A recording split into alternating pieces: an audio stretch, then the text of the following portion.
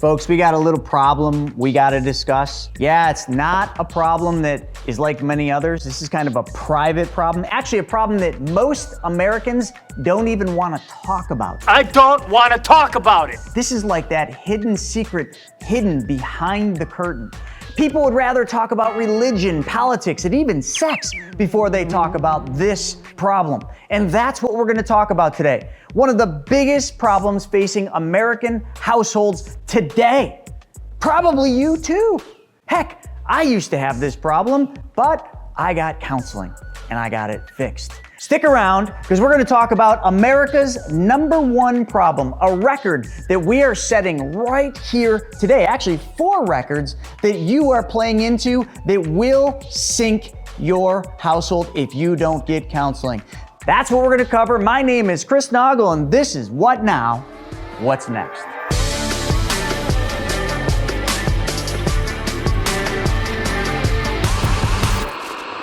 All right, so the United States of America has yet again set another record, but it's not a positive one. So you're probably wondering. Well, Chris, what in the heck is the problem? It's debt. Yeah, credit card debt specifically. That's the record we're setting. So let me take you back pre-pandemic. See, we've always used credit cards. Matter of fact, we've gotten pretty used to using them. But back before the pandemic, I feel like we still used cash.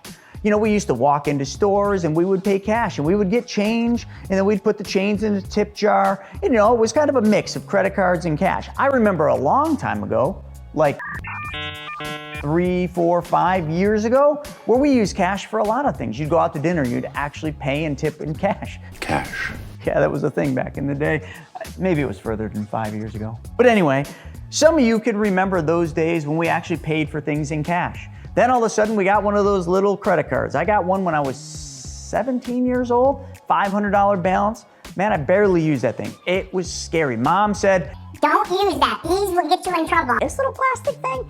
And you'd use it sparingly, but then we started using it more and the limits got increased. And maybe you went to a seminar and they told you how to call the credit card company and get your limit increased so you could buy their goods and services. Yeah, that's for another day. But we all know the story of how credit cards have started to be used. But really the story begins and ends during the pandemic. See, pre-pandemic, we used cash. After the pandemic, I think somehow, some way we were conditioned that those dollar bills carried the little virus. Money will be shredded, and then it's going to be packed into bricks and then sent to the local power plant where it's going to be incinerated and then turned into energy. And we stopped using them. We started just using credit cards, the little tap, to push it in, the swipe it, whichever one you do. And, during the pandemic, one of the interesting things that happened is people's debt started to go down. People couldn't spend money as much, so they started paying debts down. It was freaking awesome. I remember seeing the news and people's debts were coming down. They were saving more money. I was like, all right, folks. All right. We're getting there. We're saving money and we're paying down debt. Exactly what you should be doing today. You see, now savings are at historic lows. We're barely saving any money. So when this trajectory changed and we started using credit cards for more and more, that actually started having prices go up and up. Now that was inflation. Your dollars got weaker and you thought that was higher prices, which really it looks like it from the store and the gas pump and everything that you're buying. It looks like everything costs more, but it's actually because the government printed so much money out of thin air, it pulled value away from your current dollars. But when you use a credit card, you don't really realize that. You just swipe the card. Now we all inherently know when we use the credit card, we want the points, right? I think at this point, that's the gimmick, right? We want the airline points, we want the rewards. So we just use credit cards for everything, more the better.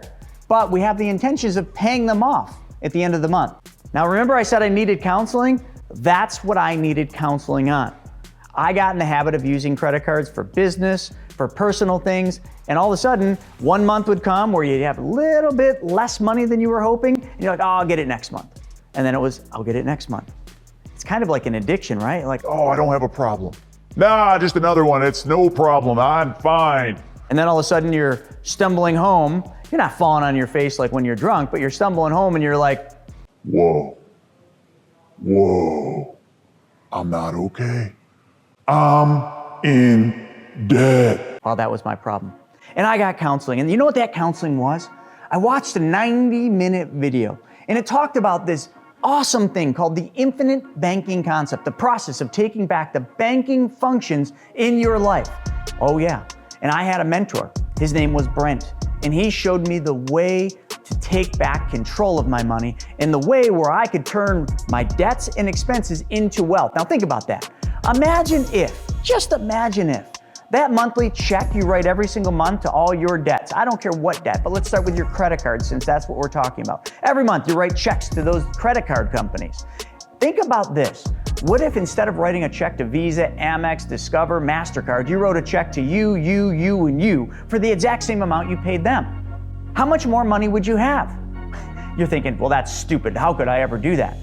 I got counseling and learned how to apply the infinite banking concept to that. And slowly but surely, I paid off credit cards and I started writing the checks to myself instead of to Visa. And then I paid off Amex and I started writing the Amex check to me. And then I paid off Discover and all the rest of them, and you get the point. Then it was my car payments. Then it was my mortgages. And then pretty soon, after a couple of years, every check I used to pay them, I now pay back to my private banking system. I have effectively, through counseling, achieved wealth through my own debts and expenses. But let's get back to the problem. How big of a problem do we have here in the United States? And what are these records that we're setting? Well, let me just give you the numbers.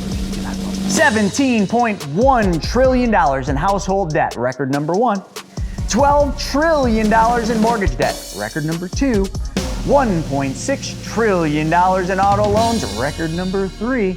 And $1.6 trillion in student loan debt, record number four, right at you, buddy. Those are the four records, and we didn't even talk about credit cards. Because right now, with the Fed raising interest rates, you know what else has gone up? Yep, your mortgage rates, your car loan rates, your household debt rates, your student loan rates, well, when you start paying them finally, which, oh, by the way, that happens in October of, yes, few short months, because we are in August right now of 2023, and in October, you're going to have to start paying your student loan debts. But back to the credit cards and all these other debts. Credit card debts are now over 20% as an average. So how many of you, let me just ask you this question, how many of you would like to earn a 20% return on your investments? How many? Comment below. How many of you want to earn 20% returns on your investments with very little, how about no risk? 20% plus return with no risk. How many of you want that? Comment below, 20%. Just write it in the comments. I bet you there's gonna be a lot of comments saying 20%. You know how you wanna get 20% risk-free? Pay off your credit card and then write that check back to yourself. Because if the average interest rate on your credit cards is over 20%, when you write the check back to yourself, I don't care if it just goes into your bank account, but it should go into your private banking system, especially designed whole life. When you do that, did you not recycle and recapture the exact same interest rate you were giving away to your debtors? It's the same thing as earning 20%, except for it's risk-free because you are writing the check to yourself. Man, that's freaking cool. See, I got counseling, folks. 90-minute video. Check it out. We'll put it right in the description. Check that out. But let's pause for a second. Let's transition to something more fun. In every video I create, I like to ask all of you for a little help because I just showed you how to make a risk-free 20%. I think that deserves a little something for me, don't you? Well, here's what I want you to do. Right below, I want you to click that subscribe button. And then right above, what I'd like you to do is there's a little bell. Yep, smash that bell. Just like that. Pretend you're beating up your credit card debts. Just punch it, uppercut, left hook. Anyway, you get the point. So when people look at paying off debt, they put them in order, right? So here's statistically what they say. The order in which people pay off debts is first they make their mortgage payment. Well, because we all need a place to live, so you're gonna make your mortgage payment first. Then after that, they pay their car loans, their auto loans, because if you can't get to work, well, you don't get a paycheck, you get the rest. And then finally, last is credit card debt, which right now, this is gonna catch you off guard. The delinquency rates are increasing among people 18 to 39 years old. Delinquency rates on credit cards. Matter of fact, 1 out of 10 credit cards are over 90 days behind. Hold on a second. Over 90 days behind? That's 1, 2, that's 3 months behind on their credit cards. Why are people so behind on their credit cards?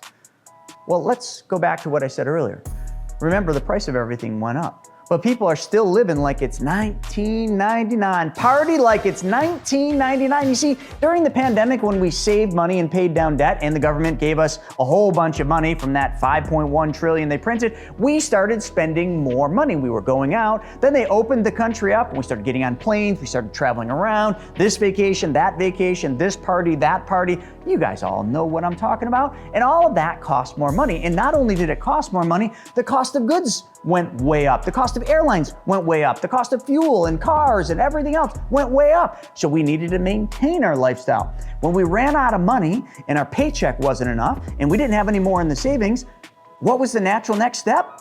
Pull the credit card out and start swiping your way to party like it's 1999. And that's what happened. And now all of a sudden people are actually coming off of their hangover and they're saying, Uh-oh, I need counseling.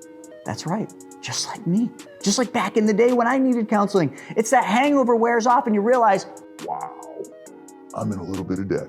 And I don't know what to do because I can't make my monthly payments. so the first thing they do, just like I said, they stop making the payments. And then eventually, well, that lands you in collection. And then eventually, anyway, you know where that goes. I bet you a lot of you that have a whole bunch of credit card debt, on the other side, you've got equity in your house, right? Yeah, because housing has gone up since pre-pandemic 44%. It varies by region and by state, but 44%. So most of you have equity in your house, right? Okay. How many of you actually have 401ks? And your 401k is actually probably doing pretty darn well. And how many of you just have money sitting in a bank account? Yeah, just a regular bank account, checking or savings. Oh, all of you have one of those? Right. So you have all of these places where you've got lazy money sitting there, but yet you got all these holes in your boat called debts. So all we're going to do, and pay attention and grab a pen and piece of paper right now. All right, you got your pen? Great. Here's what I want you to do. Let's start with your 401k. If you have a 401k, you're sitting at probably all-time highs. So most 401ks allow you to take a loan, 50% or $50,000. What I want you to do is I want you to take a loan from your 401k. That's gonna sell high, because Warren Buffett said buy low, sell high, and don't lose money. So you're gonna sell high. Now you've got that money from the loan, which yes, you have to pay interest on it, but the interest is probably 5, 6, 7%, okay? Now what we're gonna take is we're gonna take that loan and we're gonna pay off your credit cards from lowest balance to highest balance. Now remember, the average on those credit cards is about 20%. So if the loan on your 401k costs you even, let's just say 8%, and you're making 20%, what are you making in the middle? A spread. You're making a positive spread. So you take the amount you were paying the credit cards and you pay back your 401k, because you gotta pay your 401k back. And the interest that your 401k is charging you, that 8% example I gave you, when you pay your 401k back, which is not new money that you had to work harder, longer, or take on more risk for, it's just money you were giving away that you're now moving back to your 401k. That interest the 401k charged you is your interest. They don't keep that. It goes back into your account. So you just guaranteed yourself a return of whatever the interest rate is on the 401k. Isn't that cool? All right, let's move on. Your home equity line of credit, that equity you have in your house, let's take the home equity line, okay, and let's pay off the rest of the debts. When you pay the debts off, you're gonna take the amount you were given the debts and you're gonna pay it back to your home equity line. And your home equity line's probably 8%, maybe 7, maybe 9. Doesn't matter, it's not 20. In the middle is the magic word, spread. Keep your head in the game. Don't go in the gutter with that one. Spread. Yes, the positive spread on the money. Now, the bank account, that one's a silly one. I can't stand it when I see people that got money sitting in a savings or checking account, and yet they're making monthly payments on a credit card. I'm done. Do what you want. Pull the plug. Damn, man. Take the money from your savings, pay the credit card off, take the money you were given the credit card, put it back in the savings account. Pretty darn simple. You guys writing this stuff down? I hope so. Click the subscribe button while you're at it. Thank you. And the alerts button up top. Yep, thank you. All right, great. Now I just showed you how to earn a 20+% return, how to take back the money you're giving away, how to be back in control of your money, and also how to now earn wealth through your debts and expenses. Yeah, this was a productive time, wasn't it? Good. So now all you need to do is get that counseling that we talked about earlier, like I had to. Yes, you have a problem. It's good to admit it. Yes, it is. I know you don't like talking about it at the dinner table. No one wants to talk about their credit card debts, but let's get it out in the open. That's right. Say it with me. I'm in credit card debt. I know it's hard. Just say it. Just say it to everybody else. I'm in credit card debt. It's okay. I love myself. Now, fix the problem, get consulting, and apply the infinite banking concept. Thanks for joining us today for another episode of What Now, What Next? And if you like this one, check this video out. You will love it. And that one you don't need counseling for. We'll see you next time.